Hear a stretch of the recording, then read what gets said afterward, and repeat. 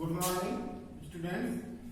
Class 9 में social science की इस क्लास में जो है एक्सरसाइज नंबर 4 में चैप्टर नंबर 10 में जो है आज आपको जो है लोकतंत्र के दोष के बारे में अध्ययन कराना है। लोकतंत्र के दोष या उसके विपक्ष में तर्क।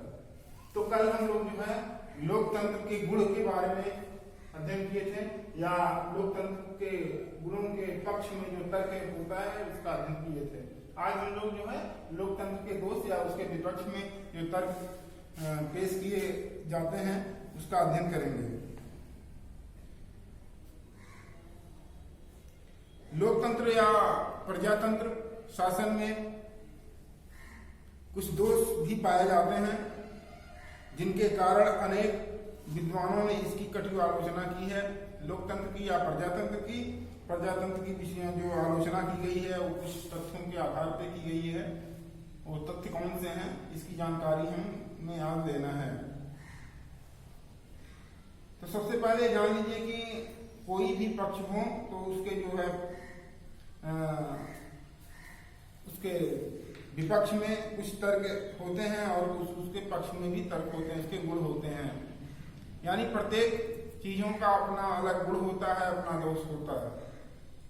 तो हम उसको भली भांति तभी परख पाएंगे, अध्ययन कर पाएंगे जब उसके गुणों का भी अध्ययन करेंगे और उसके दोषों का भी अध्ययन करेंगे। तो लोकतंत्र की जो गुण थे उसको हमने विभिन्न परिभाषाओं के माध्यम से, अर्थों के माध्यम से स्पष्ट किया और अब जो है हम उसके दोष का अध्ययन करेंगे। उसके जो है विपक्ष में जो तर्क पेश किए जाते हैं उसका अध्ययन करेंगे। लोकतंत्र की जो आलोचना की गई है उस तथ्यों के आधार पर की गई है। पहला है भ्रष्ट शासन। ऐसा शासन भ्रष्ट शासन व्यवस्था। भ्रष्ट शासन व्यवस्था लोकतंत्र का दोष है। कैसे भ्रष्ट शासन व्यवस्था, किस आधार पे कहा गया कि भ्रष्ट शासन व्यवस्था होती है लोकतंत्र की? प्रजातंत्र में भ्रष्टाचार की अधिक आशंका रहती है, उम्मीद रहती है कि ये भ्रष्टाचारी होंगे, क्योंकि स्वार्थी व्यक्ति अपना स्वार्थ सिद्ध करने में लगे रहते हैं। जो स्वार्थी किस्म के व्यक्ति होते हैं, अगर वो शासन प्रशासन में उनकी दखलंदाजी हो गई तो अपने वे स्वार्थ को सिद्ध करने में जुड़ जाते हैं। वे जनहित के तनिक भी बिना चिंता नहीं करते हैं, यानी जनता की कोई चिंता ही नहीं करते हैं वे। इसका परिणाम यह होता है कि शासन में भ्रष्टाचार का बोलबाला बढ़ जाता है। तो इस प्रकार से हम कह सकते हैं लोकतंत्र या प्रजातंत्र में भ्रष्ट शासन व्यवस्था होती है। दूसरा है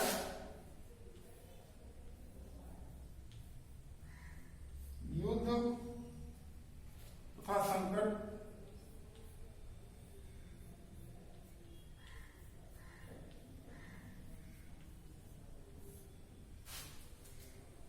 संकट के समय निर्भर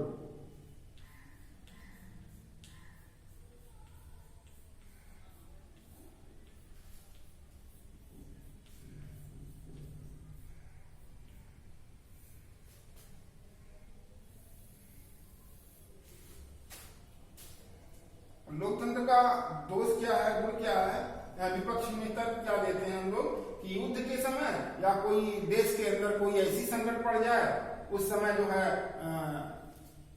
हम नहीं निकाल पाते हैं, अपनी राय दे पाते हैं, यानी निर्णय लेने की क्षमता में कमी होती है। इसमें लोकतंत्र में, क्योंकि लोगों की बातों को लोगों से राय मशवरा करके हम जो है लेते हैं फैसला, और तब तक तो युद्ध छिड़ जाएगा और जो है जो दुश्मन देश होगा या दुश्मन होगा वो हमारे ऊपर धावा बोल देगा। तो निर्णय लेने की क्षमता इसमें कमी होती है लोकतंत्र में। तो ये संकट के समय निर्भय हो जाता है। प्रजातंत्र शासन व्यवस्था का एक प्रमुख अवगुण भी है। शासन व्यवस्था का अवगुण यही है कि वह युद्ध के समय और संकट के समय निर्बल हो जाता है, कमजोर पड़ जाता है। कि यह युद्ध तथा संकट के समय निर्बल सिद्ध होती है। युद्ध तथा संकट के समय शीघ्र निर्णय लेने की आवश्यकता होती है। युद्ध होने के समय में हमें तुरंत निर्णय लेने की आवश्यकता है, लेकिन लोकतंत्रात्मक शासन व्यवस्था में या प्रजातंत्रात्मक शासन व्यवस्था में निर्णय हम तुरंत नहीं ले पाते हैं। हम बहुत सोचते विचारते हैं आगे पीछे। लेकिन अगर सैनिक तंत्र है, राजतंत्र है, तो उसी को निर्णय लेना है, किसी को नहीं देखना है, किसी से मशवरा नहीं करना है, तुरंत निर्णय ले लेगा। तो लोकतंत्र में ये इसके अवगुण हो गए कि युद्ध के समय या संकट के समय हम जो है निर्णय लेने की क्षमता नहीं रहती है। परंतु प्रजातंत्रात्मक शासन व्यवस्था में शीघ्र निर्णय संभव नहीं हो पाता। अतः यह शासन व्यवस्था संकट के समय यह देखा गया है कि दुर्बल हो जाती है, निर्बल हो जाती है। तीसरा है इसका मूर्खों का शासन।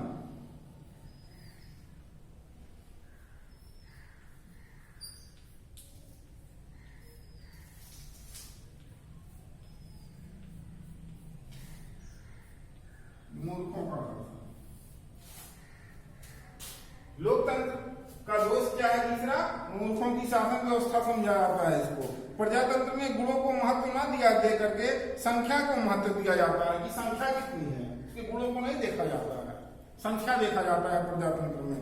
मूर्खों की संख्या अधिक होने से प्रजातंत्र मूर्खों का शासन बनकर रह जाता है, क्योंकि इसमें सदस्य ज्यादा होते हैं तो मूर्खों का शासन हो गया।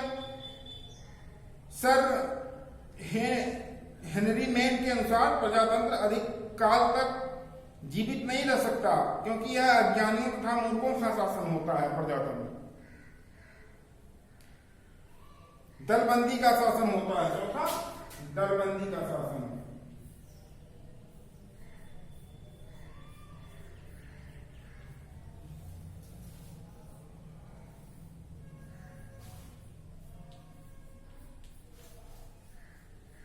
दलबंदी का शासन तो लोकतंत्र का एक चौथा अवगुण हो गया, दलबंदी का शासन। प्रजातंत्र शासन में राजनीतिक दलों का अत्यधिक महत्व होता है। बहुत सारे राजनीतिक दल होते हैं, तो अगर बहुत सारे राजनीतिक दल नहीं रह जाएंगे तो प्रजातंत्र ही नहीं जाएगा। जनता किसका चुनाव करेगी? अगर एक ही दल रहेगा, एक ही लोगों को चुनेगी ना।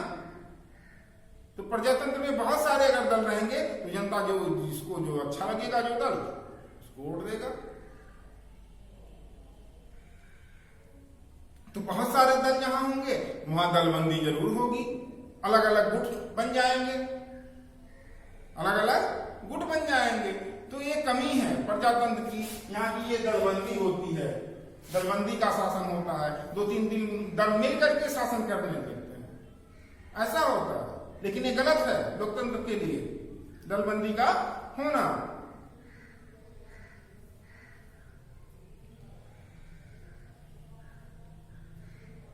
अस्थिर सरकार होती है।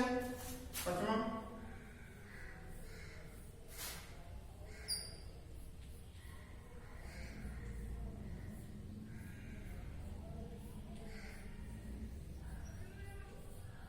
अस्थिर सरकार यानी सरकार कब गिर जाए कोई पता नहीं है। लोकतंत्र में लोग मिल करके अपना समर्थन वापस ले रहे। जो 2-3 दल मिल करके सरकार बनाए थे, अगर वो अपना जो है समर्थन वापस ले लें तो सरकार गिर जाएगी, अस्थिर सरकार हो जाएगी। तो ये लोकतंत्र के अवगुण हो गए या लोकतंत्र के दोष हो गए। लेकिन वहीं सैनिक तंत्र में या राजतंत्र में ऐसा कुछ नहीं होता, वो स्थिर सरकार होती है। तो इसके दोष ये भी हो गए कि अस्थिर शासन व्यवस्थाएं होती हैं लोकतंत्र में। और क्या दोष हो सकता है? धनवानों का शासन। धनवानों का शासन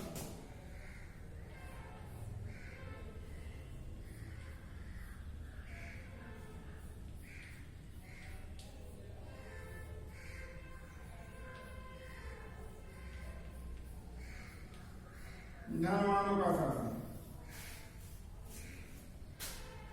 जो प्रजातंत्र या लोकतंत्र का जो छठा दोष या अवगुण है या विपक्ष में जो तर्क है, वो धनवानों का शासन है। कैसे है? प्रजातंत्र का आधार निर्वाचन होता है, चुनाव, तब ये शासन व्यवस्था देख पाते हैं। चुनाव प्रत्येक व्यक्ति नहीं लड़ सकता। कौन लड़ सकता है? जिसके पास धन रहेगा अधिक वही तो लड़ पाएगा। आज देख रहे हैं कि चुनाव लड़ने के लिए कितना पैसा लोग खर्च कर रहे हैं, वोट को खरीद रहे हैं। तो वोट कौन खरीद पाएगा? जिसके पास पैसा रहेगा वो खरीद पाएगा। केवल धनवान व्यक्ति ही चुनाव लड़ पाते हैं। अक्सर हम ऐसे देखते हैं कि लोकतंत्र में कौन चुनाव लड़ता है? जिसके पास पैसा अधिक रहता है, धनवान व्यक्ति। तो ये धनवानों का शासन हो गया भाई। सामान्य जनता लड़ी नहीं पाई चुनाव।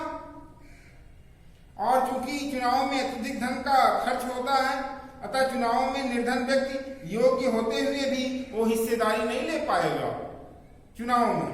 तो धनवानों का शासन हो गया ये लोकतंत्र। तो ये इसके दोष हैं।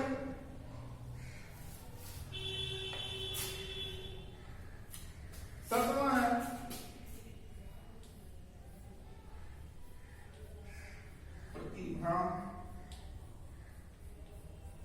प्रतिभाशाली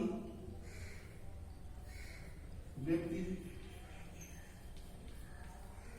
प्रतिभाशाली व्यक्तियों को स्थान नहीं है। व्यक्तियों को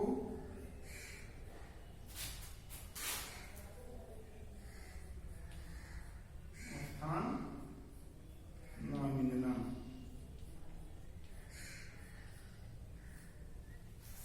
हम अक्सर करके देखते हैं कि प्रतिभाशाली जो व्यक्ति होते हैं, बहुमुखी प्रतिभा के धनी होते हैं, ऐसे व्यक्ति जो है लोकतंत्र में हिस्सेदारी नहीं ले पाते हैं, क्योंकि उनके पास धन ही नहीं होता है।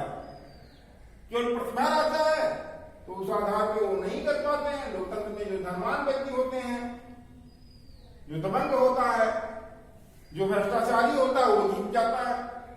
तो लोकतंत्र का एक हो गया कि प्रतिभाशाली जो व्यक्ति होता है, चरित्रवान व्यक्ति होता है, वो उनको स्थान नहीं मिलता है शासन प्रशासन में।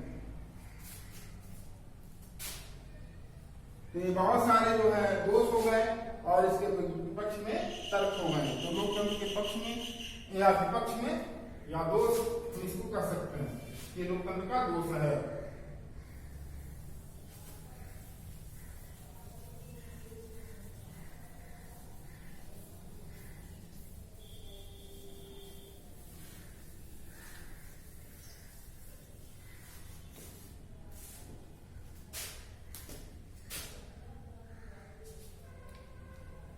तो आज की क्लास में बस इतना ही। अगली क्लास में और चीजें बताई जाएंगी। Thank you.